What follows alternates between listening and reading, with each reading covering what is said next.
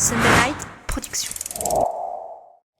Qui n'a jamais été angoissé à l'idée de réaliser une séance difficile de son plan d'entraînement ou encore à l'idée d'aller faire une compétition? Eh bien, si c'est le cas, vous souffrez peut-être d'anxiété de performance, mais ne vous inquiétez pas, on a des solutions pour vous, c'est parti.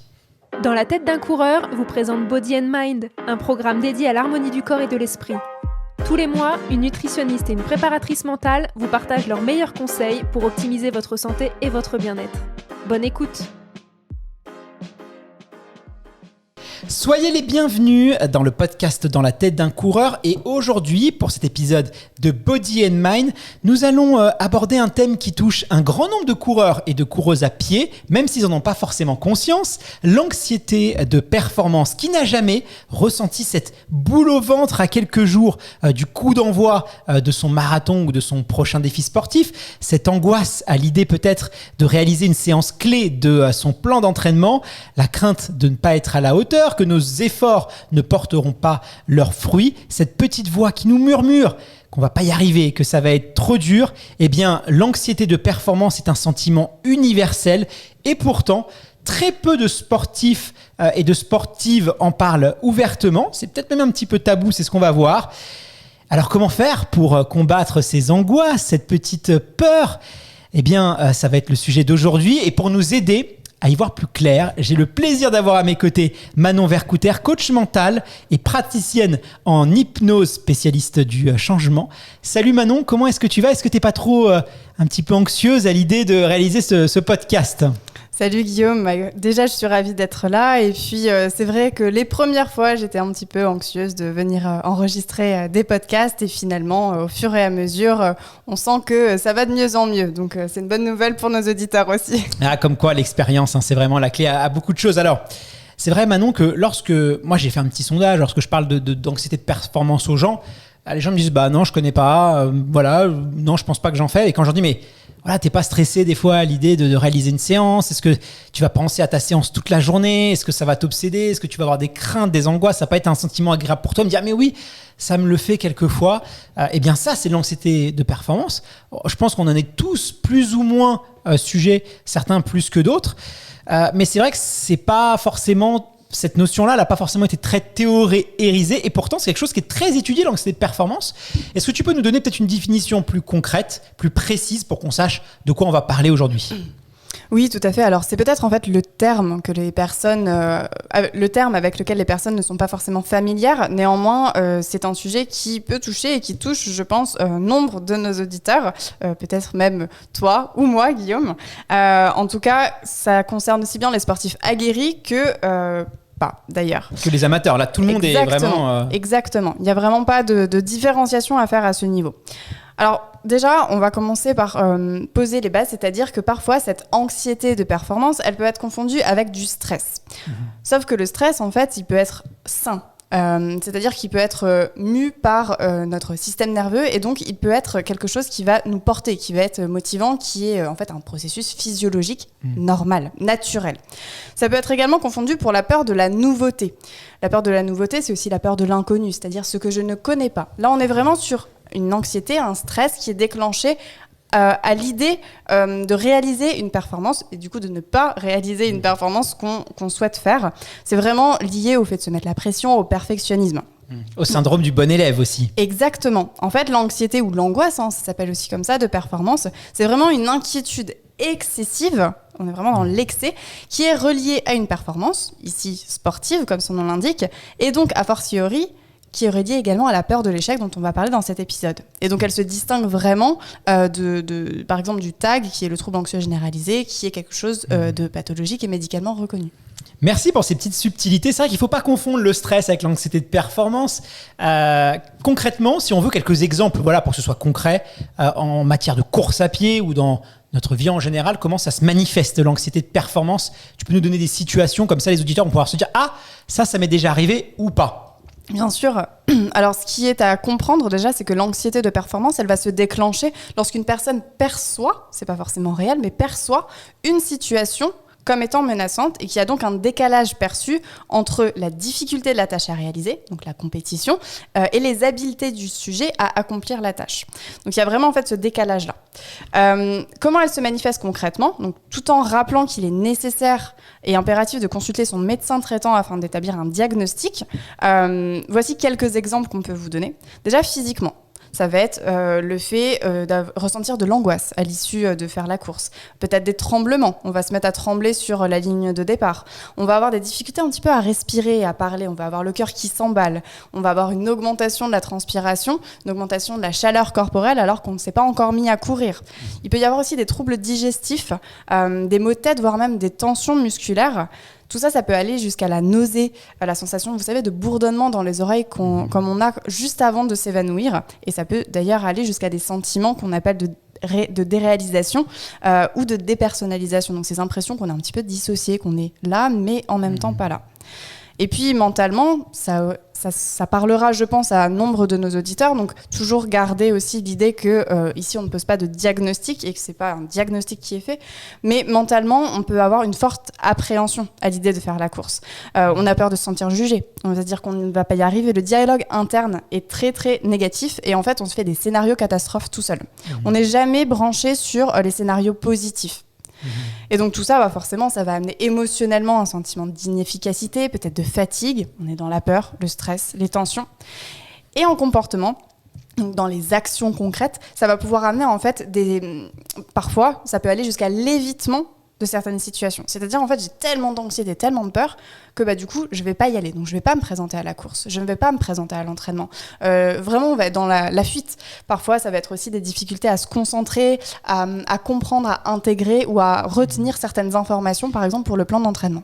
Hyper intéressant. Alors, je pense qu'il faut prendre conscience qu'on a tous plus ou moins de l'anxiété de performance. Tu l'as dit, c'est quelque chose qu'on retrouve et c'est quand même assez rare, aussi bien chez les athlètes de très haut niveau que les athlètes amateurs. Mais il y a quand même des profils qui sont un peu plus à risque que d'autres. Et alors, je parlais tout à l'heure du syndrome de la bonne élève. Là, on a bien détaillé les différences entre l'anxiété, le stress, l'anxiété de performance, les états de stress généralisés. Il y a des gens qui sont un peu plus prédisposés. Et souvent, ces personnes-là, c'est des gens qui aiment bien respecter les consignes, qui aiment bien faire, qui aiment bien avoir de la maîtrise sur les choses. On en revient un peu à ce que je dis au syndrome du bon ou de la mauvaise élève et qui n'acceptent pas finalement l'idée de louper. Est-ce qu'il y a des profils du coup un peu plus à risque que d'autres sur ces sujets-là ? C'est une bonne question. Moi, je dirais que finalement, les personnes qui vont être davantage touchées par des phénomènes d'anxiété tels que l'anxiété de performance vont être des personnes qui ont généralement moins de confiance en eux et moins d'estime d'eux. Pourquoi ? Parce que ce sont des personnes qui vont être plus prônes au fait de se sentir jugées ou critiquées par les autres. Et on en parlera un petit peu plus tard dans ce podcast, le phénomène de la comparaison et de l'anticipation aussi, de la peur du jugement, qui est fortement relié aussi à la peur de l'échec. Donc je pense qu'il y a vraiment ce terrain-là. Ce terreau qui est propice à... Prioritairement, même si pas que, les personnes qui forcément ont un trouble anxieux qui est diagnostiqué, forcément vont être enclins à déclencher de l'anxiété de performance. Ça peut être également dans des contextes nouveaux. C'est-à-dire, c'est la première fois que je vais faire l'UTMB ou c'est la première fois que je vais faire la Diagonale des Fous, la première fois que je vais faire mon semi-marathon, en fait. Tout ça, ça peut générer aussi cette anxiété de performance, surtout s'il y a des conditionnements qui sont reliés à ça. C'est-à-dire, par exemple, si on perçoit qu'il y a l'attente du conjoint ou l'attente du coach à qui on veut faire plaisir et qu'on rentre en fait dans ces schémas-là. On développera un peu justement chaque chose qui peut amplifier ce phénomène-là. L'anxiété de performance, donc on l'a vu, ça peut être aussi très éloigné de la compétition. C'est-à-dire qu'on peut avoir l'anxiété de performance 3 mois, 4 mois avant son trail, avant son marathon. On a une séance le soir, on va y penser toute la semaine de cette fameuse séance-là. Donc on se rend compte que c'est pas comme le stress, c'est pas quelques secondes, quelques minutes avant son départ, mais c'est très en amont des fois de l'objectif. Et c'est comme ça aussi qu'on peut différencier entre stress et anxiété de performance. C'est quelque chose qui va nous habiter, qui va presque nous obséder. Moi, j'ai déjà entendu des témoignages d'auditeurs qui m'ont dit, voilà, moi j'avais cette séance, j'en ai pas dormi la nuit la semaine d'avant. Du coup, on sait qu'il y a la récupération, donc on va voir que c'est un cercle vicieux. L'anxiété de performance, c'est quelque chose assez tabou, on l'a dit en introduction, moi j'ai l'impression en tout cas, peu de coureurs en parlent. Pourtant, c'est un phénomène très étudié, notamment chez les psychiatres et les psychologues depuis des dizaines et des dizaines d'années. Ça fait même, je crois, depuis les années 60 qu'on observe l'anxiété de performance, mais notamment dans le cadre plutôt des études. On parlait dans les bons élèves, plutôt les étudiants, c'est quelque chose qu'on retrouve ça. Et finalement, c'est très présent au monde de l'école, où là, on en parle, les gens sont accompagnés, les parents sont sensibilisés de plus en plus. Mais on le retrouve aussi beaucoup dans le domaine du sport, dans le domaine de la course à pied, dans les sports individuels. Ça, vraiment, le sport, comme l'école, c'est fertile. C'est le terreau pour favoriser l'anxiété de performance. Oui, je suis totalement d'accord. Et ce que tu disais justement sur le distinguo stress, anxiété de performance, à noter, comme on l'a dit déjà, que le stress, à la base, est un processus physiologique du système nerveux qui est sain. Et que donc, toute anxiété de performance est du stress, mais tout stress n'est pas anxiété de performance.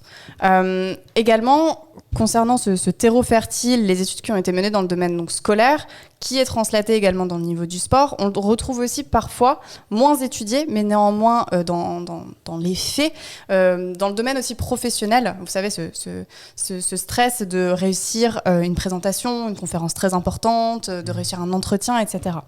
Et par rapport au niveau du sport, après, c'est vraiment mon avis personnel, mais ça me semble assez évident, en fait. Dans le monde du sport, quand on soit athlète professionnel ou pas, on fonctionne à l'objectif, on fonctionne à la performance. C'est même la valeur première, c'est la monnaie un petit peu de cette discipline. Et donc, le même concept, en fait, d'une course ou d'une compétition inclut forcément des critères qui vont générer de la performance. Donc, tout autant qu'un examen scolaire ou un entretien professionnel. Oui, donc c'est ça, c'est le point commun. Exactement. Et en fait, dans la course à pied, on en a déjà beaucoup parlé et dans d'autres podcasts également. Il y a vraiment cette idée de challenge, de défi personnel, à la fois physique, mais parfois aussi mentaux, le dépassement de soi. On en parle beaucoup en course à pied. Quelles que soient les raisons, les motivations, les objectifs, on l'a dit, ça peut être pour un 10 km, ça peut être pour la diagonale des fous. Peu importe, en fait, chacun a sa relation qui est très particulière à la course à pied. Et en fonction de ce lien, notre fonctionnement interne va être plus ou moins sensible à cette anxiété de performance, et qu'on en soit conscient ou pas. Bon, c'est hyper intéressant et on va rentrer un peu plus dans le cœur du sujet d'aujourd'hui. J'imagine qu'il y a quand même des mécanismes sous-jacents qui sont propices au développement de l'anxiété de performance. Tu nous parlais tout à l'heure de la confiance en soi et l'estime de soi. Je rappelle que c'est deux éléments différents, il ne faut pas les confondre. On peut avoir beaucoup de confiance en soi et une très mauvaise estime de soi, et inversement, une bonne estime de soi et peu de confiance en soi. Donc on a fait un super épisode, c'est l'un de mes épisodes préférés de Body and Mind, justement sur la confiance en soi. Moi, j'ai beaucoup appris. Donc vraiment, je vous invite, il sera très complémentaire.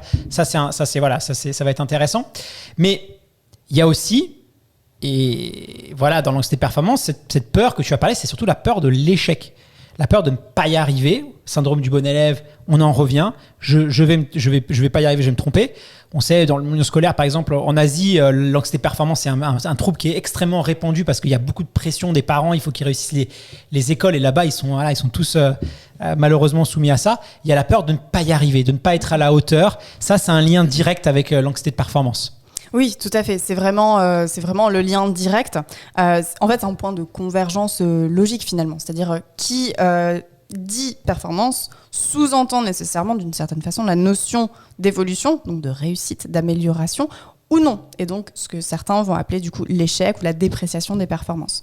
Donc en fait, la peur de l'échec elle-même, c'est un phénomène qui peut être relié après à plein d'autres choses. Le système de croyance, la systémie, etc. etc. Donc c'est à la fois lié et en même temps différent. Mais forcément que cette notion de performance est reliée à l'échec.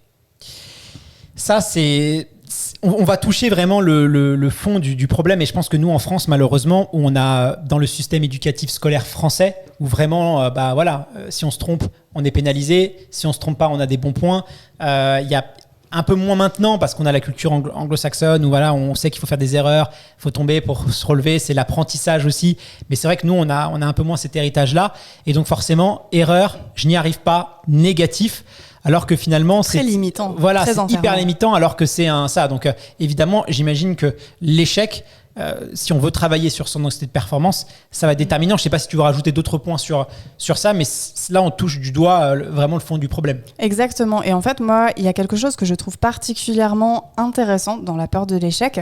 C'est un partage qui me vient, que j'ai rencontré plusieurs fois en séance. En fait, j'ai accompagné des personnes qui venaient justement pour la peur de l'échec. Vraiment cette impression qu'ils avaient de toujours s'auto-saboter. Et en fait, pour ceux qui m'écoutent un petit peu et qui me connaissent un petit peu, moi, l'auto-sabotage, ça n'existe pas vraiment.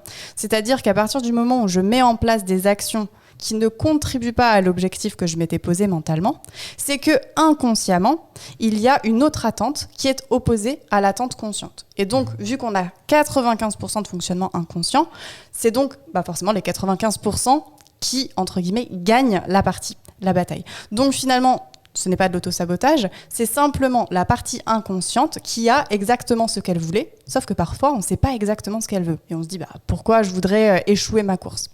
Et en fait, dans ces personnes que j'ai accompagnées, la peur qui causait l'auto-sabotage, entre guillemets, c'était pas celle de l'échec, qui venait renforcer la croyance « je n'y arriverai pas, je suis nulle », mais c'était la peur de la réussite. Vous allez me dire, ok, c'est hyper bizarre. Ça c'est intéressant parce qu'il y a la peur de la réussite, et ça, je sais que chez des athlètes de très haut niveau, tu peux l'avoir. Si je réussis, si je gagne cette course, tu sais, on dit souvent, c'est que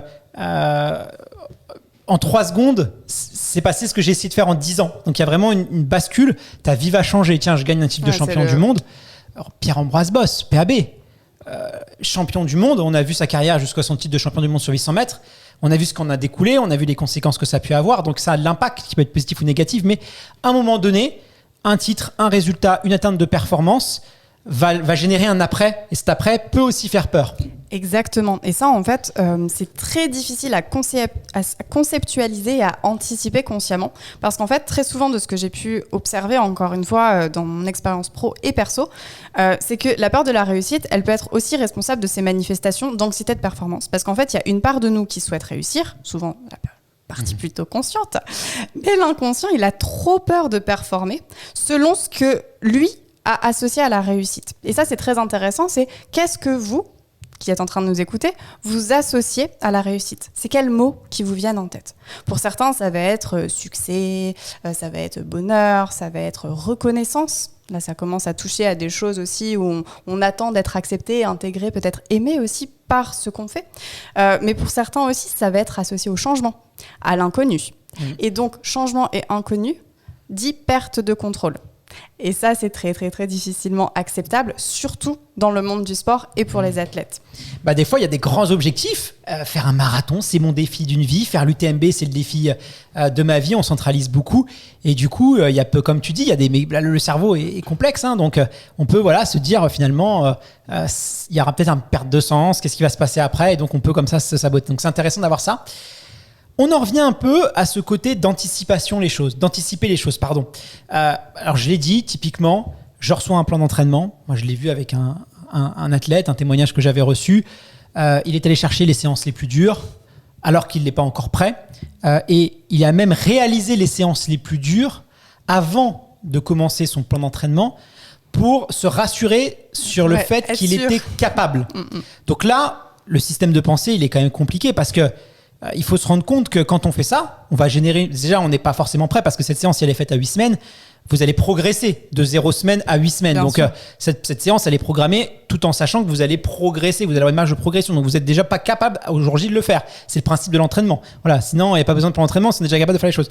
Donc là, vous allez générer un stress énorme sur votre corps. Et ensuite, vous allez enchaîner votre plan d'entraînement. Donc déjà, vous partez avec des boulets. Et donc là, on voit, tu dis, l'auto-sabotage. Mais là, pour moi, on est tout à fait dans ça. Là, c'est un cas extrême.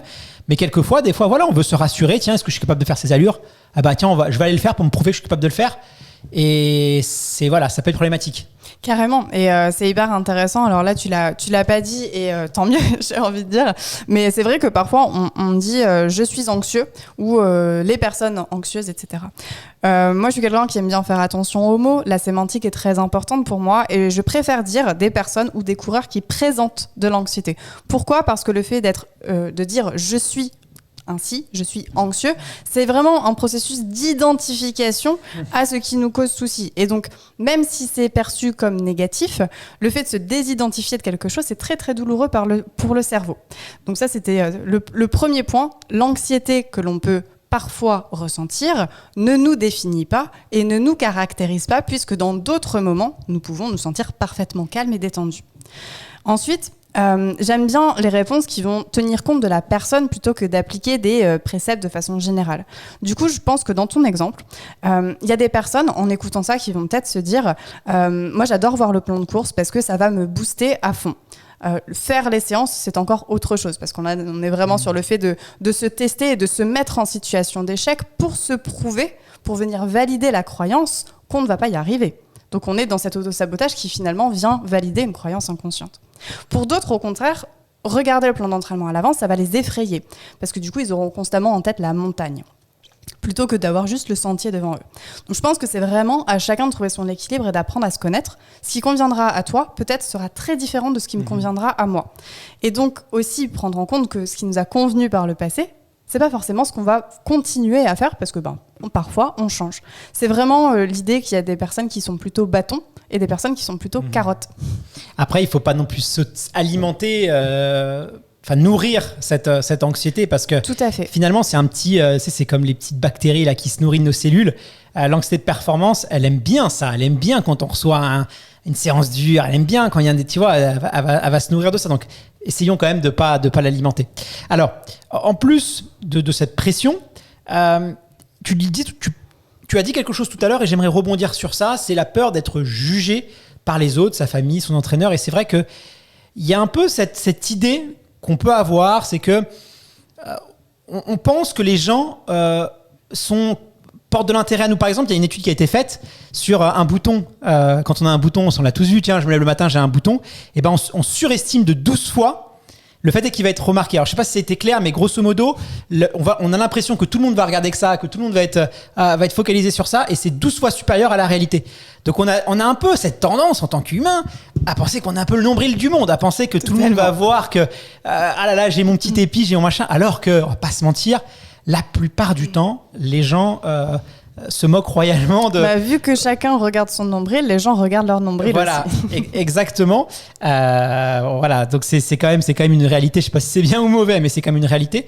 Mais il y a quand même cette idée qu'on va décevoir notre coach si on n'y arrive pas. Tiens, je vais devoir l'appeler, lui dire que je suis pas arrivé. Voilà. Et ça peut aussi générer des fois de l'énervement. Moi, j'ai vu des gens avec l'anxiété de performance chercher un coupable, un responsable. C'est l'entraîneur, il fait n'importe quoi. C'est un fou, il est malade, il est mauvais, à diaboliser quelqu'un, il rejeter la faute sur les autres. Donc tu vois, il y a des mécanismes qui se mettent en place. Ça, c'est... Qu'est-ce que tu en penses de ça ?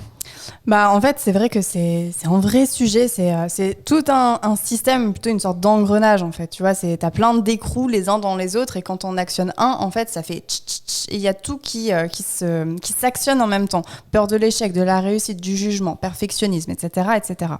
En fait, si j'ai peur d'échouer, c'est précisément parce que j'anticipe mentalement des conséquences négatives. Ces conséquences, selon les personnes, elles peuvent être très diverses. Ça peut être externe, j'ai peur d'être moqué, jugé, raillé. Donc là, on est sur une peur de l'humiliation, peur d'être ridicule. Peut-être que ça fait écho aussi à des événements de vie. Mais il y a aussi le côté interne, c'est-à-dire je vais me juger moi. Et encore plus intensifier ce dialogue interne négatif qui va venir valider toutes les croyances limitantes, toutes les croyances un petit peu pourries que malheureusement, parfois on entretient malgré nous chez nous. Et par rapport à ça, je souhaiterais faire un point, c'est-à-dire que, je ne sais pas si tu as déjà entendu ça, Guillaume, mais on dit souvent que l'autre est un miroir de soi. On projette sur les autres, tu veux dire les défauts qu'on a. Exactement. En fait, moi, je suis très en phase avec cette vision parce que, d'une part, on est en capacité de voir chez l'autre que ce qu'on connaît déjà de la vie. C'est-à-dire que si on me montrait une couleur, mais je ne sais pas ce que c'est comme couleur, c'est des nouvelles couleurs qui existaient, j'essaierais de dire, ok, ça ressemble à du rose ou du violet ou du rouge ou du bleu. Je rassemblerai mes connaissances de ma réalité pour essayer de coller à ce que je ne connais pas. Et donc, d'autre part, on projette constamment sur l'autre nos interprétations et nos perceptions des situations. Vous savez, c'est ce truc quand vous voyez votre partenaire ou un ami ou quelqu'un de votre famille qui a l'air un peu fermé, dire il me fait la tête, il m'en veut, j'ai fait quelque chose de mal. En fait, on projette sur l'autre des choses. C'est clair.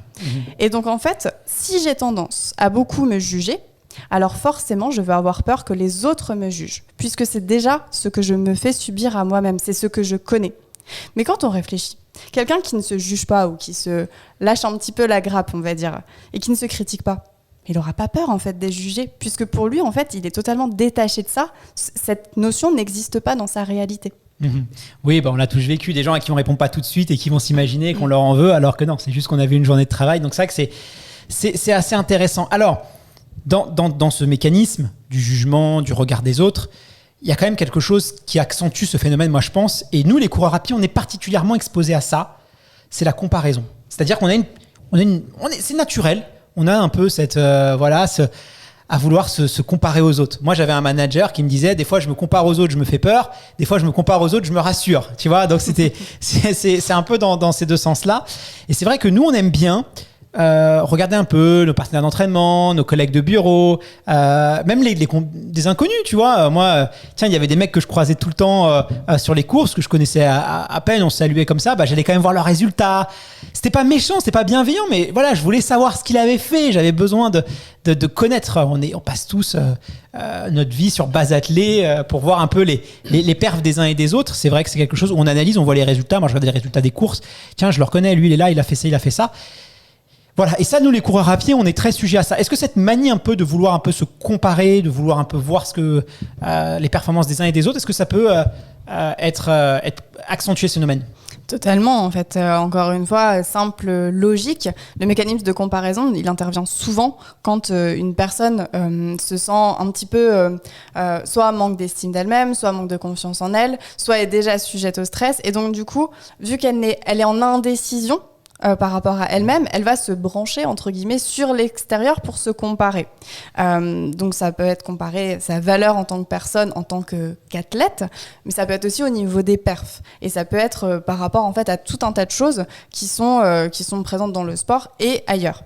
Et donc il y a vraiment en fait cette notion de se comparer où c'est très intéressant ce que tu as soulevé, c'est-à-dire que parfois c'est utile, enfin dans le sens où ça nous fait du bien, et parfois ça nous fait vraiment pas du bien. Donc on voit bien que cette différence, le fait d'avoir à la fois ça peut être positif et des fois ça peut être plus négatif, que c'est nous qui sommes responsables de l'intention et de la perception que nous avons de ce mécanisme-là.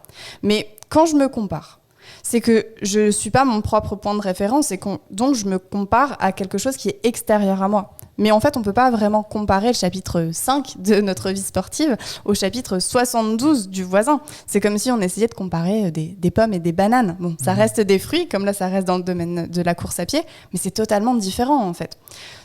Non, mais c'est clair. Et puis en plus, ça n'a pas vraiment de sens parce que, enfin voilà, on a des qualités, on peut pas se comparer, on peut pas vraiment se comparer aux autres parce que c'est toujours sur un seul critère bien précis dans un moment donné. Donc voilà, tout ça, c'est contextuel et subjectif encore une fois. Voilà, tu peux battre, moi je le dis souvent, je peux battre Usain Bolt sur semi-marathon.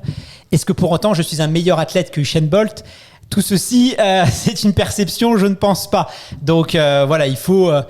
Voilà, je suis sûr que notre réalisateur Raphaël est plus rapide que Kylian Mbappé sur semi-marathon aussi. Est-ce qu'il est meilleur athlète que lui ? Je sais pas. Donc tout ça, en fait, c'est hyper abstrait. Mais il y a quand même quelque chose qui renforce ça. Parce que de ces dernières années, on a quand même vu notamment Strava. On sait que nous, les coureurs, on aime bien partager nos entraînements sur Strava, nos moments aussi, nos belles photos sur Instagram. On aime bien chiffres. Aussi les chiffres. On aime bien aussi les récits de course sur Facebook. Les coureurs, ils raffolent de ces plateformes. On va pas se mentir. Les sportifs en général, je veux dire sur Instagram, il y a énormément de contenu sport, course à pied. C'est évident que les coureurs en raffolent. L'impact de ces applications justement sur l'anxiété de performance, sur notre peur d'être jugé, sur ça c'est important quoi. Moi des fois des gens qui ils ont peur carrément de poster une séance, ça les stresse, ils se disent si je réussis pas les gens vont me juger quoi. Oui, je suis totalement d'accord et c'est vrai que c'est intéressant. Je mettrais pas un bémol, mais en tout cas une précision, dans le sens où, oui, ça touche énormément de coureurs, de sportifs, de personnes, en fait, au sens très large du terme. Néanmoins, c'est vrai que parfois, il peut y avoir aussi, pour les sportifs, surtout de haut niveau, en tout cas professionnels, un aspect, une stratégie qui est aussi marketing. Et il y a un peu cet entre-deux où parfois, on est vraiment dans le, entre guillemets, je me montre, en tout cas, je partage mes données, mais l'intention n'est pas forcément la même. Pour certains, ça va être parce que je veux prouver, pour d'autres, ça va être parce que je veux me comparer, pour d'autres, c'est juste une stratégie aussi marketing qui s'insère dans une profession. Après, moi, je te partage encore une fois mon avis qui est personnel là-dessus. Encore une fois, pour certaines personnes, ça va faire du bien et pour d'autres, pas. Il y a certains qui aiment se faire un petit peu crier dessus, se faire un petit peu rabâcher, pousser à l'entraînement, et d'autres ont besoin de quelque chose de plus doux, de plus rond. Donc chacun ses préférences. Moi, j'ai travaillé récemment avec une athlète de haut niveau. Et elle m'a partagé le fait justement qu'elle n'allait jamais sur ces plateformes-là, notamment Strava, qu'elle ne postait pas parce qu'elle ne voulait pas se faire polluer d'informations par rapport à ses, entre guillemets, rivaux et collègues aussi. Elle a dit en fait qu'elle préfère faire son truc par rapport à elle, rester dans sa bulle, dans son tunnel, parce qu'elle sait que sinon ça va l'affecter plutôt que de la motiver. Et c'est ça qui est hyper intéressant, c'est pour elle, elle est pleinement consciente qu'il y a du stress, il y a de l'anxiété de performance, etc. Donc elle va pas aller verser de l'alcool sur le feu déjà. Décision. Exactement. Et après ça peut être vraiment par dosage. Je sais que moi j'aime bien regarder certaines perfs, notamment sur Insta, mais parce que ça me booste et ça m'inspire en fait de fou. Comme regarder des documentaires sur des perfs qui sont ultra humaines, quoi, vraiment incroyables. Mais je le fais pas trop parce que je sais que sinon je me sens trop étouffée et ça rentre dans un espace de compétition, de calcul. Et en fait, à ce moment-là, je trouve que ça me déconnecte totalement de la dimension et de l'aspect pour lesquels je fais du sport. Donc c'est vraiment ça à garder, encore une fois, sa boussole interne. Qu'est-ce que ça génère chez moi comme ressenti ? Oui, et puis il y a quand même ce côté un peu aussi, on expose un peu tout ce qui va bien. Donc tu peux vite te dire, ah bah tiens, cette personne a réussi toutes ses séances, elle est tout le temps hyper enthousiaste, elle est tout le temps motivée, elle est tout le temps ci, elle est tout le temps ça. Le fameux storytelling. Voilà, c'est une déformation de la réalité. Le réel, les réels, c'est pas le réel. Moi, c'est ce que j'aime bien dire parce que moi, je compare ça un peu aux années, à l'arrivée de la télévision. Tu sais, les gens étaient pas capables. À l'époque, parce que la télévision, c'était un nouveau média, on n'était pas capable de discerner la réalité de la petite maison dans la prairie. Je sais plus, il y avait une dame là qui était un peu mauvaise, méchante et tout. Dans la vraie vie, elle était hyper sympa. Alors que Charles Ingalls, c'était un alcoolique pas très cool et tout. Et les gens, quand tu la croisais dans la rue, tu vois, ils avaient l'impression que c'était son personnage et qu'elle était méchante. Elle avait beaucoup souffert. Laurence Boccolini aussi, je crois, tu sais, dans Maillon Faible, elle avait eu un peu, alors qu'elle est très sympa et tout, elle avait eu un peu ce côté où les gens projetaient. Aujourd'hui, on est capable, on sait très bien que c'est des personnages, c'est du télé, c'est du machin. Je pense que mais les pas réseaux tout le monde encore. Voilà, bon, la plupart des gens, mais les réseaux sociaux, c'est un peu ça aujourd'hui. C'est un peu la télé, c'était un nouveau média, on s'est dit, non.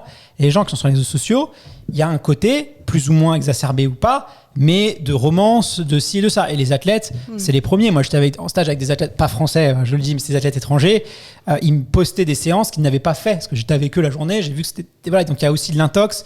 Les gens, ils savent aussi s'en servent, donc il faut être prudent par rapport à ça. Oui, et puis c'est très... je pense que c'est très difficile de voir ce qu'on ne voit pas, finalement. On nous présente des perfs, des jolies photos, des voyages, etc. sur les réseaux sociaux. Donc c'est difficile, face à ça, face à ce qui est visuel, factuel, de s'imaginer que l'envers du décor est tout autre, en fait. Ça crée une sorte d'incongruence dans le cerveau. D'accord. Alors Manon, on va dire que c'était une belle introduction, une longue introduction, parce qu'on a parlé des causes potentielles de l'anxiété de performance.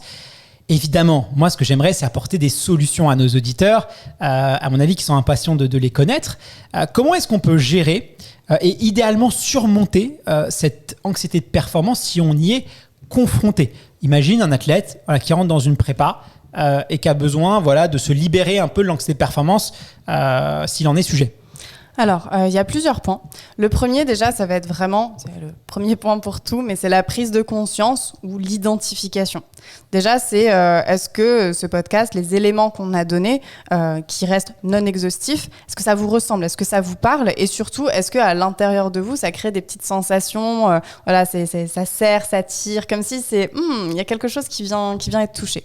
Ensuite, vous pouvez aussi en parler à l'entourage pour ouvrir le dialogue.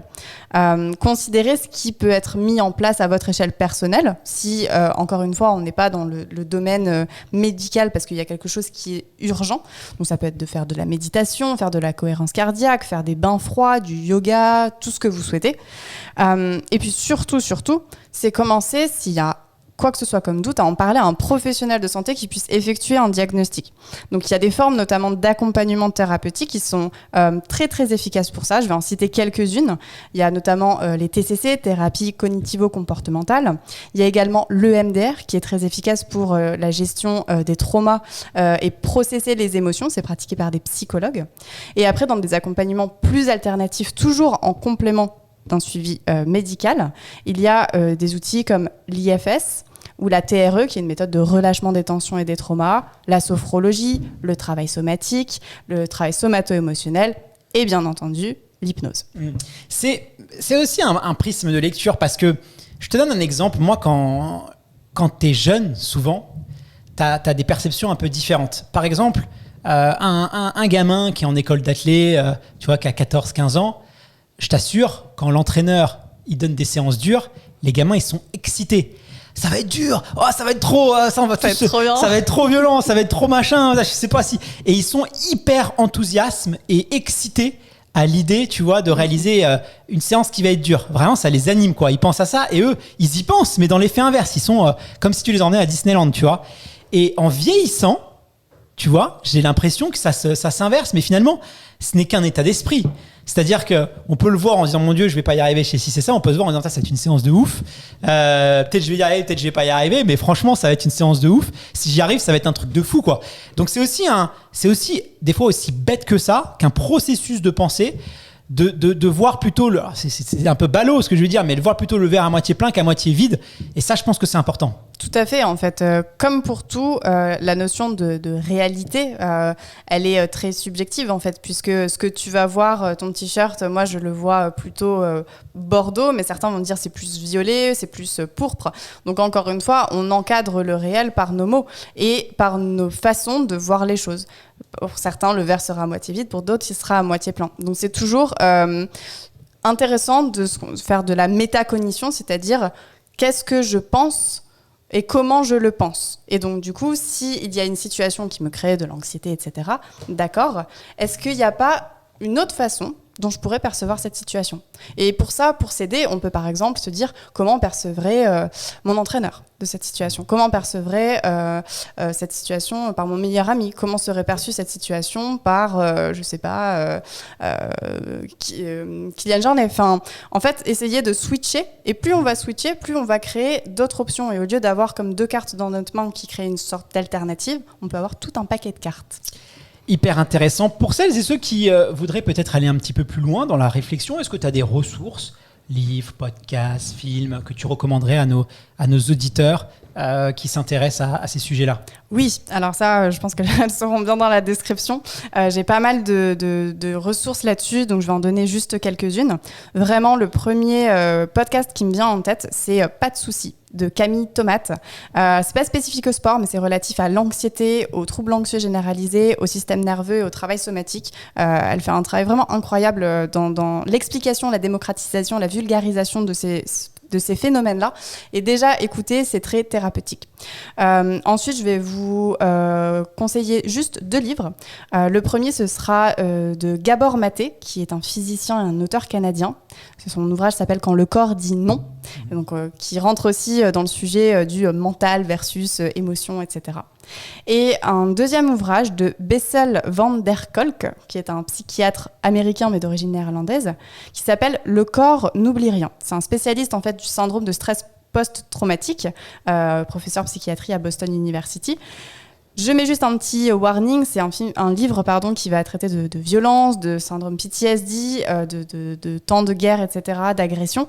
Mais c'est très intéressant. Pourquoi ? Pour comprendre en fait les mécanismes de dérégulation du stress dans le corps et de ses conséquences physiques et aussi mentales. Ça, c'est étudié de plus en plus. Notamment avec la théorie polyvagale. C'est-à-dire ? La théorie polyvagale, c'est tout ce qui va être relatif en fait au fonctionnement notamment du système nerveux et du nerf vague, comme son nom l'indique. Il y a encore eu des recherches, il y a très très récemment qui amènent en fait de nouveaux indicateurs sur quelque chose qu'on pensait connaître depuis des années. Donc pour ceux que ça intéresse, ils peuvent regarder les travaux de Peter Levine et de tout ce qui va toucher au somatic experiencing. Désolé, il y a beaucoup d'anglicisme. Non, mais le stress post-traumatique, c'est assez fascinant et on voit même qu'il y a une part de génétique aussi, puisqu'on s'aperçoit, on n'en est pas sûr, mais on s'aperçoit qu'une maman, par exemple, qui a vécu un stress, on l'a vu notamment avec les rescapés d'Auschwitz, où leur enfant, finalement, avait un peu hérité, entre guillemets, de ce stress-là, d'expériences qu'il n'avait pas vécues. Ça a été un peu moqué au début, mais on se rend compte finalement qu'il y a cette transmission-là. Il y a une transmission génétique du trauma. Avec l'épigénétique, exactement. Et ça, c'est hyper intéressant parce que souvent, il y a un tissu... Voilà, on va pas accuser nos parents, évidemment, mais c'est souvent aussi... disons que c'est souvent aussi quelque chose qu'on peut hériter. Et l'avantage aussi, je terminerai sur ça, c'est que malgré cette transmission génétique du trauma, qui n'est pas automatique, mais qui peut arriver, elle est aussi réversible par le biais notamment d'accompagnement tels que la TRE, tels que une thérapie, etc. Donc ça, c'est une super nouvelle. On peut toujours améliorer les choses. Exactement. Voilà, s'améliorer la vie, gagner en qualité de vie. Pas forcément 100% guérir, mais on peut toujours améliorer les choses. Merci infiniment Manon pour cet épisode. On se retrouve très bientôt pour un nouvel épisode du podcast Dans la tête d'un coureur. Je te dis à très vite. À très vite Guillaume.